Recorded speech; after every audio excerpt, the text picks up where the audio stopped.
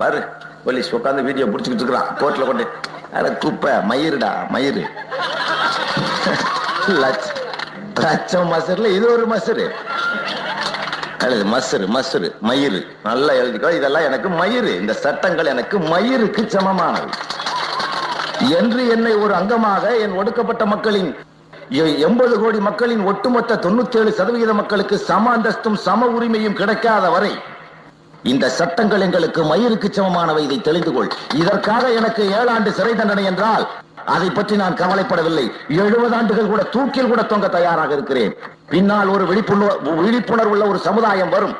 அவர்கள் எங்கள் எலும்புகளை கூட தோண்டி ஒரு நாள் நன்றி செலுத்துவார்கள். வரலாறு எங்களை விடுதலை செய்யும் என்ற நம்பிக்கையில் உள்ளவர்கள். அதுவரை இந்த சட்டங்கள், இந்த காவல்துறைகள், இந்த அடக்குமுறைகள், இந்த ராணுவங்கள், இந்திய அரசுகள், மாநில அரசுகள் என்னை பொறுத்த மட்டில் சகோதரர்களே நல்ல தெள்ள தெளிவாக சொல்லுகிறேன், மயிருக்கு சமமானவர்கள்.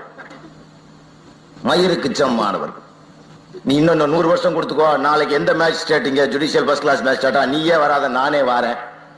ரிமாண்ட் பண்ணிக்கிறியா பண்ணிக்கோ, தூக்கு கொடுக்குறியா கொடுத்துட்டு போ, தொங்க கூட தயார். அதற்காக ஒடுக்கப்பட்ட, நசுக்கப்பட்ட, சம உரிமை இழக்கப்பட்ட, அடிமைப்படுத்தப்பட்ட என்னுடைய மக்களுக்கு நான் குரல் கொடுக்காமல் இருக்க மாட்டேன். சாகும் தருவாயாக இருந்தாலும் கூட, தூக்கில் தொங்குகின்ற கடைசி 1 நிமிட நேரம் இருந்தால் கூட, அந்த 1 நிமிடம் கூட மக்களே விழிப்புணர்வு கொள் என்று தான் சொல்வேனே தவிர என் மரணத்தை நோக்கி நான் மரணம் வந்து விட்டதே என்று வருந்த போவதில்லை. சகோதரனே, லட்சியவாதிகளுக்கு ஏதடா மரணம்?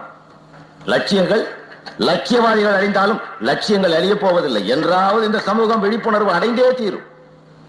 எனக்கு ஒரு சட்டம், ஜெயலலிதாவுக்கு ஒரு சட்டம், வெங்கட்ராமையாவுக்கு ஒரு சட்டம், திரிவாதிக்கு ஒரு சட்டம் இருக்கவே கூடாது. எல்லோருக்கும் ஒரே சட்டம் இருந்தாக வேண்டும். அதுவரை எத்தனை சிறைகள் வந்தால் என்ன, சிலுவைகள் வந்தால் என்ன, சிரித்த முகத்தோடு ஏற்றுக்கொண்டு செல்பவன் தான் லட்சியவாதி.